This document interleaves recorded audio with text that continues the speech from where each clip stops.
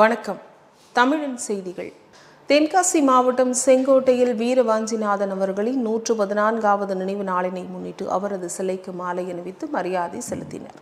தென்காசி மாவட்டம் செங்கோட்டையில் உள்ள மணிமண்டபத்தில் வீரவாஞ்சிநாதன் அவர்களின் திருவுருவ சிலைக்கு தமிழ்நாடு அரசின் சார்பில் செய்தி மக்கள் தொடர்பு துறையின் மூலம் மாவட்ட ஆட்சித்தலைவர் ஏ.கே. கமல்கிஷோர், செங்கோட்டை நகரமன்ற தலைவர் ராமலட்சுமி, முன்னாள் நகரமன்ற தலைவர் எஸ்.எம். ரஹீம், செங்கோட்டை நகராட்சி ஆணையாளர் புனிதன், உதவி மக்கள் தொடர்பு அலுவலர் ராமசுப்பிரமணியன் மாலை அணிவித்து மரியாதை செலுத்தினார்கள்.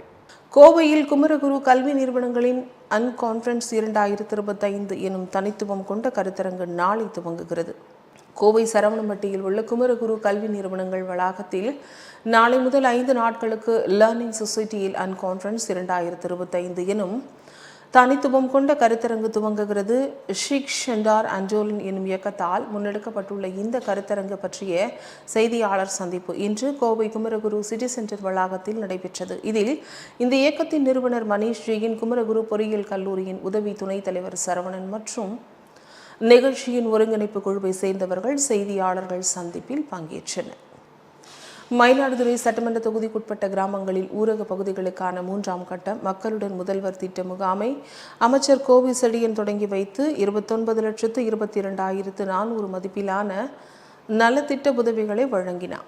மயிலாடுதுறை சட்டமன்ற தொகுதிக்குட்பட்ட மயிலாடுதுறை ரூரல், தலைஞாயிறு, கிழாய், கேசிங்கன், கடலங்குடி ஆகிய வருவாய் கிராமங்களில் ஊரக பகுதிகளுக்கான 3ஆம் கட்ட மக்களுடன் முதல்வர் திட்ட முகாமை மாண்புமிகு உயர்கல்வித்துறை அமைச்சர் கோவி செழியன் தொடங்கி வைத்து 89 பயனாளிகளுக்கு ரூபாய் 29,22,400 மதிப்பிலான நலத்திட்ட உதவிகளை வழங்கினார். நிகழ்ச்சியில் மாவட்ட ஆட்சியர் எச்.எஸ். ஸ்ரீகாந்த், சட்டமன்ற உறுப்பினர்கள் நிவேதா, எம். முருகன், ராஜ்குமார், பன்னீர்செல்வம் மற்றும் வேளாண்மைத்துறை, சுகாதாரத்துறை, வருவாய்த்துறை, தோட்டக்கலைத்துறை உள்ளிட்ட துறை சார்ந்த பயனாளிகளுக்கு 89 பயனாளிகளுக்கு ரூபாய் 30 லட்சம் மதிப்பீட்டில் நலத்திட்ட உதவிகளை உயர்கல்வித்துறை அமைச்சர் கோவி செழியன் வழங்கினார். வேதாரண்யத்தில் வணிகர் சங்க பேரவையின் மாநில துணைத் தலைவர் தலைமையில் 300க்கும் மேற்பட்டோர் முன்னாள் அமைச்சர் O.S. மணியன் முன்னிலையில் அதிமுகவில் இணைந்தனர். நாகை மாவட்டம் வேதாரண்யம் அதிமுக அலுவலகத்தில் தமிழ்நாடு வணிகர் சங்க பேரவை மாநில துணைத் தலைவர் திருமலை செந்தில் தலைமையில் பல்வேறு கட்சியிலிருந்து விலகி அஇஅதிமுக மாவட்ட கழக செயலாளரும் கழக அமைப்பு செயலாளரும் முன்னாள் அமைச்சருமான O.S. மணியன் முன்னிலையில் அதிமுகவில் இணைந்தனர். கட்சியில் இணைந்த வணிகர் சங்க பேரவையின் மாநில துணைத் தலைவர் திருமலை செந்தில் தலைமையிலான தொண்டர்கள் அனைவருக்கும் முன்னாள் அமைச்சர் O.S. மணியன் வேட்டி புடவை வழங்கி வரவேற்றார். நிகழ்வில் முன்னாள் அமைச்சர் ஜீவானந்தம், ஒன்றிய செயலாளர் சுபையன், கிரிதரன், நகர கழக செயலாளர்கள் தங்க கதிரவன், நமச்சிவாயம் உள்ளிட்ட கட்சி நிர்வாகிகள், தொண்டர்கள் பங்கேற்றனர்.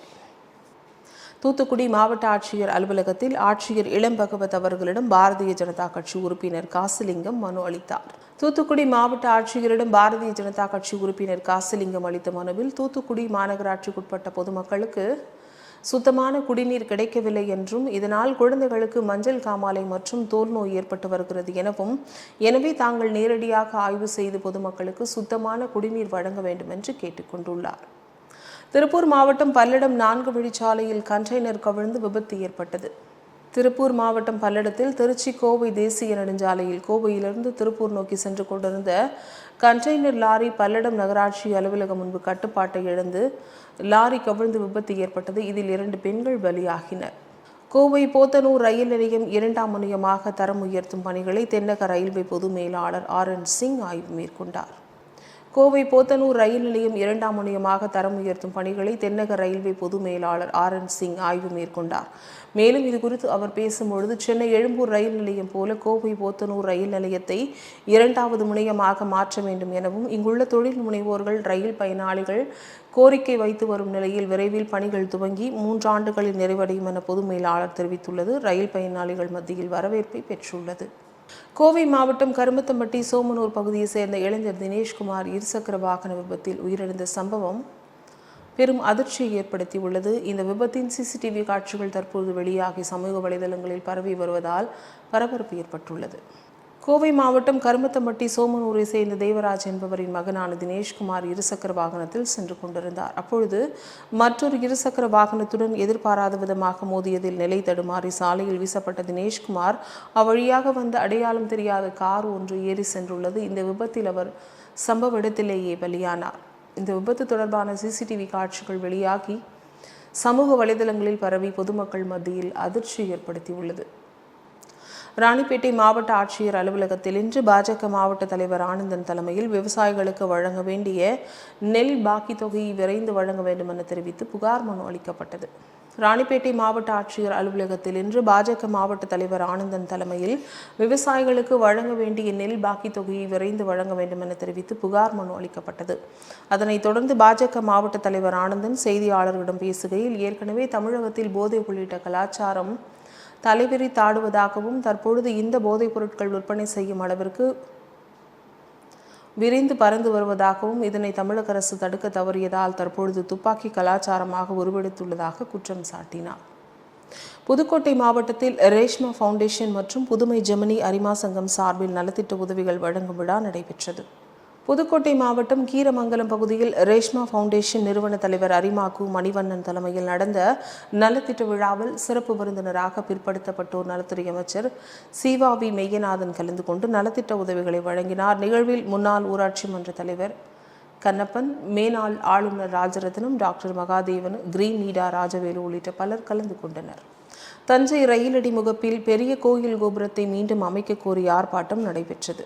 தஞ்சை ரயிலடி முகப்பில் பெரிய கோயில் கோபுரத்தை மீண்டும் அமைக்க கோரி ஆர்ப்பாட்டம் நடைபெற்றது. ஆர்ப்பாட்டத்திற்கு காவிரி வேளாண் உழவர் நடுவம் நிறுவனர் அருசி தங்கராசு தலைமை வகித்தார். காவிரி டெல்டா விவசாயிகள் சங்க தலைவர் AKR ரவிச்சந்தர், டாக்டர் பிரணேஷ், இன்பென்டட் ராஜ், கட்டிட தொழிலாளர்கள் சங்க நிர்வாகிகள் சத்தியமூர்த்தி, ரகுபதி, கருப்பையா மற்றும் பலர் முன்னிலை வகித்தனர். கண்டன ஆர்ப்பாட்டத்தில் தமிழ் தேச தன்னுரிமை கட்சி தலைவர் வியனரசு, திரைப்பட இயக்குனர் சோழதேவன் ஆகியோர் கண்டன பேருரை ஆற்றினர்.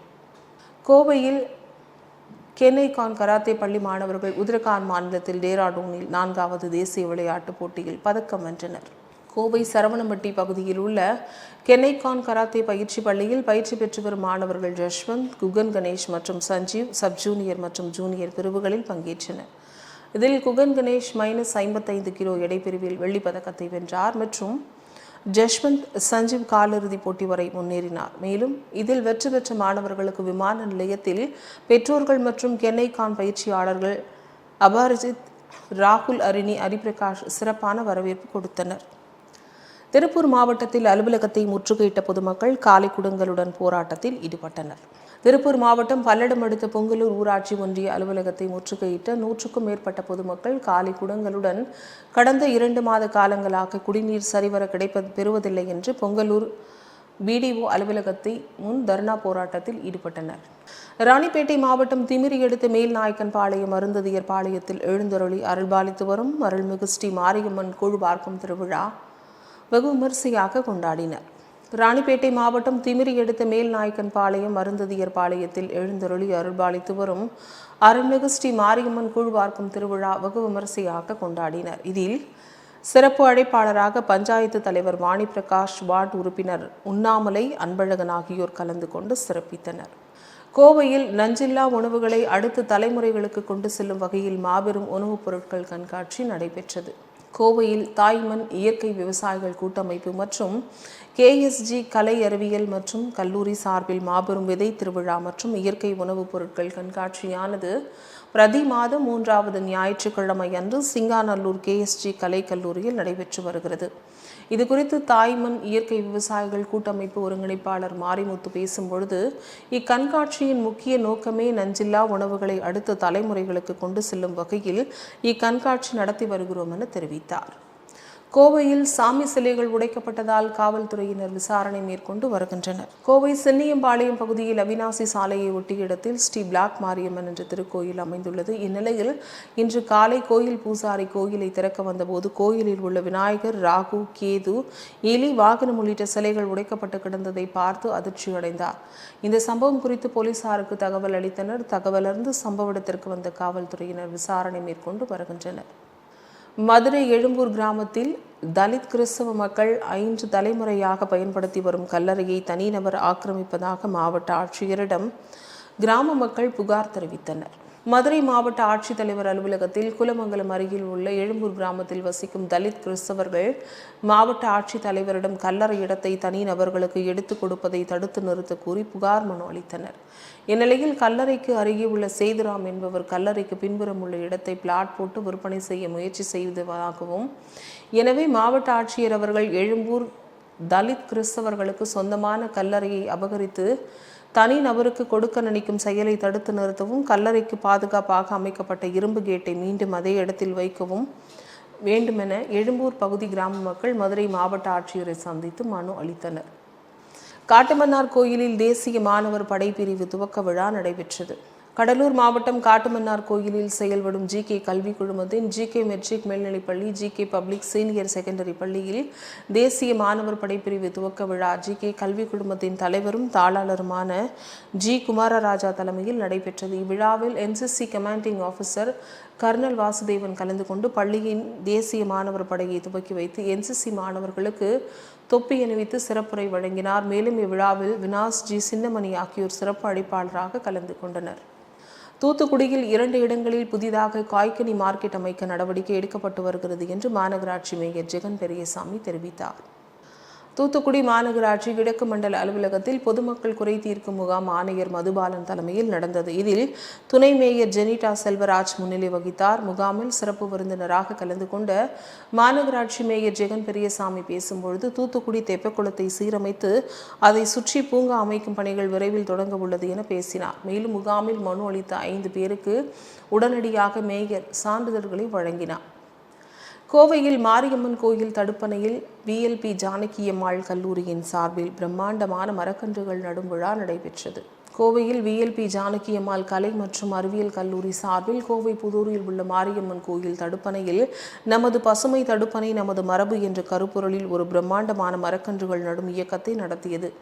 மேலும் இதில் இந்த சுற்றுச்சூழல் முயற்சி கல்லூரியின் நாட்டு நலப்பணி திட்டம், NSS, தேசிய மாணவர் படை, NCC, இளைஞர் செஞ்சிலுவை சங்கம், ORC and RRC, சுற்றுச்சூழல் மற்றும் நம்மாழ்வார் கிளப் மற்றும் மாணவர் நலக்குழு ஆகியவை இணைந்த விழாவை ஒருங்கிணைத்தனர். திருப்பூர் ரயில் நிலைய புனரமைப்பு கட்டுமான பணிகளை தெற்கு ரயில்வே பொது மேலாளர் நேரில் ஆய்வு செய்தார்.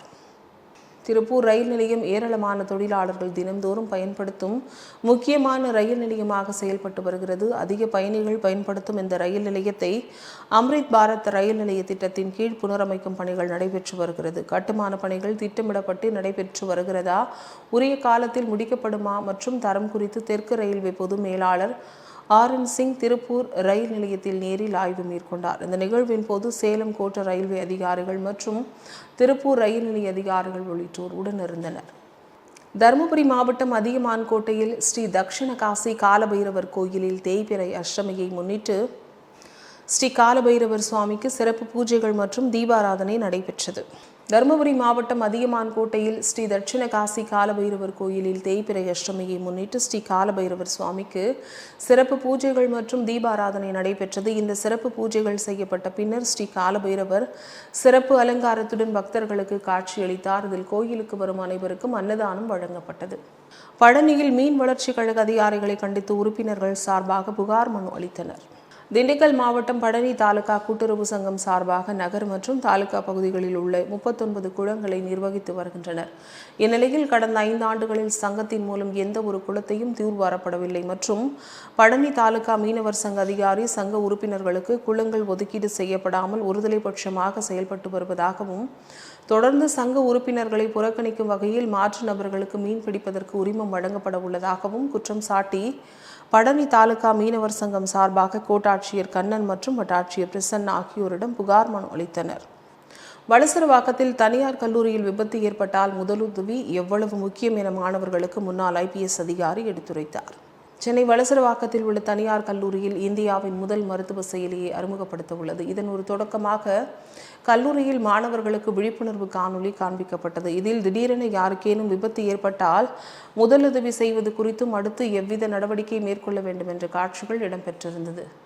நிகழ்ச்சியில் சிறப்பு அழைப்பாளராக முன்னாள் IPS அதிகாரியான துக்கையாண்டி கலந்து கொண்டு முதல் உதவி என்பது மற்றவரின் உயிரை முதலில் காப்பதாகும் என்றும், மேலும் யாருக்கு எந்த விபத்து ஏற்பட்டாலும் உடனடியாக அவர்களுக்கு முதல் உதவி அளிக்க வேண்டும் என கேட்டுக்கொண்டார். வாழப்பாடி அருகே நிலத்தை அபகரிக்க பள்ளியின் பங்குதாரர் மனைவியை குண்டர்களை ஏவிவிட்டு தாக்கியதில் கையில் எலும்பு முறிவு ஏற்பட்டு அரசு மருத்துவமனையில் அனுமதிக்கப்பட்டுள்ளார். சேலம் மாவட்டம் வாழப்பாடி பகுதியை சேர்ந்த சரவணன் என்பவர் அருகில் உள்ள மத்தூர் பகுதியில் 3 ஏக்கர் 23 சென்ட் நிலம் சொந்தமாக வாங்கியுள்ளார். அதனைத் தொடர்ந்து 2016 பங்குதாரர்களோடு இணைந்து சரவணன் அவரது 1.23 ஏக்கர் நிலத்தை கொடுத்து புதிதாக பள்ளி கட்டிடம் கட்டி ஆரம்பிக்கப்பட்ட நிலையில் பள்ளி சிறப்பாக நடைபெற்று வந்தது. இந்நிலையில் பள்ளி கட்டிடம் சேதமடைந்து வருவதாகவும் பள்ளியை நடத்த தொடர் அனுமதி இல்லை எனவும் பள்ளியில் பேரண்ட்ஸ் மீட்டிங் வைத்து குழந்தைகளை மற்றொரு பள்ளியில் சேர்க்க சரவணன் கூறியுள்ளார். இதை பொறுத்துக் கொள்ள முடியாத பள்ளியின் மற்ற பங்குதாரர்கள் 20க்கும் மேற்பட்ட குண்டர்களை ஏவிவிட்டு சரவணன் மனைவியின் கையை முறித்து சடையப்பர் என்பவன் செல்போன் பிடுங்கியதில் கையில் எலும்பு முறிவு ஏற்பட்டு வாழப்பாடி அரசு மருத்துவமனையில் சிகிச்சை பெற்று வருகிறார்.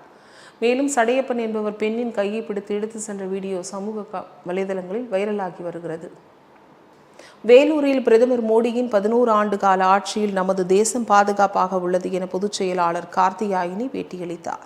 வேலூரில் பாஜகவின் 11 ஆண்டு கால சாதனைகள் குறித்து செய்தியாளர்களின் சந்திப்பு மாவட்ட தலைவர் தசரதன் தலைமையில் நடைபெற்றது. இதில் சிறப்பு அழைப்பாளராக முன்னாள் மேயரும் பாஜக பொதுச் செயலாளருமான கார்த்தியாயினி கலந்து கொண்டு செய்தியாளர்களிடம் பேசும்பொழுது, பிரதமர் மோடியின் ஊழலற்ற ஆட்சி முறையால் நாடு அனைத்து துறைகளிலும் வளர்ச்சியடைந்துள்ளது என பொதுச் செயலாளர் கார்த்தியாயினி பேட்டியளித்தார். திருப்பத்தூர் மாவட்டம் ஆம்பூர் அடுத்த மேல் சான்றோர் குப்பம் ஊராட்சியில் தமிழக முதலமைச்சரின் உங்களை தேடி உங்கள் ஊரில் முகாம் மாவட்ட ஆட்சியர் சிவசவுந்தரவல்லி ஆய்வு மேற்கொண்டார். திருப்பத்தூர் மாவட்டம் ஆம்பூர் அடுத்த மேல் சான்றோர் குப்பம் ஊராட்சி மற்றும் பாப்பனப்பள்ளி ஊராட்சியில் தமிழக முதலமைச்சரின் உங்களை தேடி உங்கள் ஊரில் முகாம் நடைபெற்றது. இதில் மாவட்ட ஆட்சியர் சிவசவுந்தரவல்லி கலந்து கொண்டு பாப்பனப்பள்ளி ஊராட்சியில் உள்ள அரசு தொடக்கப்பள்ளி மாணவர்களை சந்தித்து அவர்களுடைய படிப்பு அறிவுத்திறனை சோதித்தார். மேலும் மாணவர்கள் கணக்கு பாடத்தில் எப்படி திறமையாக உள்ளார்கள் என்பது குறித்து டிஜிட்டல் போர்டில் கணித பாடத்தை ஆய்வு மேற்கொண்டார். கன்னியாகுமரி மாவட்டம் ராஜமங்கலம் ஊராட்சி ஒன்றியத்திற்குட்பட்ட பெருஞ்சல் விலை நியாய விலை கடையை ஆய்வு செய்த கன்னியாகுமரி மாவட்ட ஆட்சித்தலைவர் அழகு IAS அவர்கள் பின்னர் அருகிலிருந்து அங்கன்வாடி மையம் சென்று குழந்தைகளுடன் பேசினார். கன்னியாகுமரி மாவட்டம் ராஜமங்கலம் ஊராட்சி ஒன்றியத்திற்குட்பட்ட பெருஞ்சல் விலை நியாய விலை கடையை ஆய்வு செய்த கன்னியாகுமரி மாவட்ட ஆட்சித்தலைவர் அழகு IAS அவர்கள் பின்னர் அருகிலிருந்து அங்கன்வாடி மையம் சென்று குழந்தைகளுடன் பேசினார். கிருஷ்ணகிரி அருகே உள்ள கண்ணம்பள்ளி வெங்கட்ரமணா சுவாமி திருக்கோயில் ராஜகோபுரம் மற்றும் முன் மண்டபம் கட்டுவதற்கான பணியினை தமிழக முதல்வர் மு க ஸ்டாலின் காணொலி காட்சி வாயிலாக துவக்கி வைத்தார். கிருஷ்ணகிரி அருகே உள்ள கண்ணம்பள்ளி கிராமத்தில் மிகவும் பழமை வாய்ந்த ஸ்ரீ வெங்கட்ரமணா திருக்கோயில் உள்ளது. இத்திருக்கோயில் சின்ன திருப்பதி என்று அழைக்கப்படுவதால் இந்த திருக்கோயிலுக்கு நாள்தோறும் கிருஷ்ணகிரி, தருமபுரி, வேலூர் உள்ளிட்ட தமிழகத்தின் பல்வேறு மாவட்டங்களிலிருந்து மட்டுமன்றி அண்டை மாநிலங்களான ஆந்திர மாநிலம், கர்நாடகாவிலிருந்து ஏராளமான பக்தர்கள் வந்து செல்வதும். இந்நிலையில் இந்த பழமையான திருக்கோயிலை புதுப்பிக்கும் வகையில் தமிழக அரசு சுமார் 2.81 கோடி நிதி ஒதுக்கீடு செய்துள்ளது. அதற்கான பூமி பூஜை திருக்கோயில் முன்பாக நடைபெற்றது. இந்த கட்டுமான பணியினை தமிழக முதல்வர் மு க ஸ்டாலின் அவர்கள் காணொலி காட்சி வாயிலாக துவக்கி வைத்தார். சென்னை அடுத்த தாம்பரம் சண்முகம் சாலையில் சாலையோர சிறு வியாபாரிகள் ஆக்கிரமிப்புகளை சீர் செய்யுமாறு பொதுமக்கள் கோரிக்கை வைத்தனர். சென்னை அடுத்த தாம்பரம் சண்முகம் சாலையில் வாகனங்கள் மற்றும் பாதசாரிகள் செல்ல முடியாத அளவிற்கு சாலையோர சிறு வியாபாரிகள் ஆக்கிரமிப்புகள் நாளுக்கு நாள் அதிகமாகி வருவதால் பொதுமக்களும் சமூக ஆர்வலர்களும் இதனை சீர் செய்யுமாறு மாநகராட்சி ஆணையாளரிடம் கோரிக்கை வைத்தனர். இதனால் ஆணையாளர் பாலச்சந்தர் IAS அவர்கள் உத்தரவின்படி மாநகராட்சித்துறை அதிகாரி அலுவலர் சிவகுமார், நகரமைப்பு ஆய்வாளர் ஜெய்சங்கர் மற்றும் அரசு அலுவலர்கள், பணியாளர்கள் JCB இயந்திரத்தின் மூலமாக ஆக்கிரமிப்புகளை அப்புறப்படுத்தினர். கிருஷ்ணகிரி மாவட்டத்தில் மாங்காய்க்கு உரிய விலை கிடைத்திட வலியுறுத்தி அதிமுக துணை பொதுச் செயலாளர் KV முனுசாமி விவசாயிகளுக்கு ஆதரவாக உண்ணாவிரத போராட்டம் நடத்த இருப்பதாக பேட்டியளித்தார். கிருஷ்ணகிரி மாவட்டத்தில் சாகுபடி செய்யப்பட்டுள்ள மாங்காய்க்கு உரிய விலை கிடைத்திட வேண்டி பாதிக்கப்பட்ட விவசாயிகளுக்கு ஆதரவாக அதிமுக துணை பொதுச் செயலாளர் KP முனுசாமி மற்றும் சட்டமன்ற உறுப்பினர்களான அசோக்குமார், தமிழ்ச்செல்வன் ஆகியோர் மாவட்ட ஆட்சியர் தினேஷ்குமாரை சந்தித்து மாங்காய்க்கு உரிய விலை நிர்ணயம் செய்ய வேண்டும் என்பதை வலியுறுத்தி கோரிக்கை மனுவை கொடுத்தனர். ஆனைமலையில் திமுக கவுன்சிலர் அடிப்படை வசதி வேண்டும் என சாலையில் அமர்ந்து தர்ணா போராட்டத்தில் ஈடுபட்டார். கோயம்புத்தூர் மாவட்டம் பொள்ளாச்சி அடுத்த ஆனைமலை பேரூராட்சிக்குட்பட்ட 18 வார்டுகளில் சுமார் 50,000க்கும் மேற்பட்ட பொதுமக்கள் வசித்து வருகின்றனர். இந்நிலையில் 7வது வார்டு கவுன்சிலர் சாந்தி தங்களது பகுதிகளில் கழிப்பிட வசதி, அடிப்படை வசதி, மேலும் குப்பைகள் கொட்டப்படும் இடம் தூர்வாரப்படாமல் இருப்பதால் சுகாதார சீர்கேடு ஏற்பட்டுள்ளது என்றும், எனவே பாராளுமன்ற உறுப்பினர் ஈஸ்வரசுவாமி தங்களது பகுதிக்கு வந்து ஆய்வு செய்து நிதி ஒதுக்க வேண்டுமென திமுக பெண் கவுன்சிலர் சாலையில் அமர்ந்து தர்ணா செய்ததால் பரபரப்பு ஏற்பட்டது. கௌஷிகா நதியை சீரமைக்கும் முயற்சியில் மார்டின் நல அறக்கட்டளை 50 லட்சம் ரூபாய் நிதி உதவியை இந்த திட்டத்திற்கு வழங்கியுள்ளது. கௌஷிகா நீர்க்கரங்கள் திட்டத்தில் வையம்பாளையத்திலிருந்து தேவம்பாளையம் வரையிலான 6 கிலோமீட்டர் தூரத்திற்கு கௌஷிகா நீர்க்கரங்கள் ரோட்டரி மாவட்டம் 3101 இணைந்து மறுசீரமைப்பு மேற்கொள்ளப்படுகிறது. இதற்கான விரிவான திட்ட அறிக்கை தொழில்நுட்ப ரீதியாகவும் சுற்றுப்புற சூழல் மற்றும் சமுதாய ஒத்துழைப்புடன் தயார் செய்யப்பட்டுள்ளது. இந்நிகழ்ச்சியில் ரோட்டரி கிளப் 3101 மேம்பாட்டுக் குழு உறுப்பினர் குழு தலைவர் லீமா ரோஸ் மார்டின், கோயம்புத்தூர் ஆலம் ரோட்டரி கிளப் தலைவர் டெய்சி மார்டின், கௌஷிகா நீர்க்கரங்கள் ஒருங்கிணைப்பாளர் மற்றும் கோவை ரோட்டரி கிளப் உறுப்பினர் சூரியகுமாரி, ரோட்டரி மாவட்டம் 3101 உதவி கவர்னர் கவிதா கோபாலகிருஷ்ணன் உள்ளிட்டோர் பங்கேற்றனர். ரோட்டரி மாவட்டம் 3101 கவர்னர் என் சுந்தரவடிவேலு தலைமை வகித்தார். இத்துடன் செய்திகள் நிறைவடைகின்றன. மீண்டும் செய்திகள் 8:30 மணிக்கு. தொடர்ந்து பல்வேறு நிகழ்ச்சிகளை காண இணைந்திருங்கள் தமிழன் தொலைக்காட்சியுடன். வணக்கம்.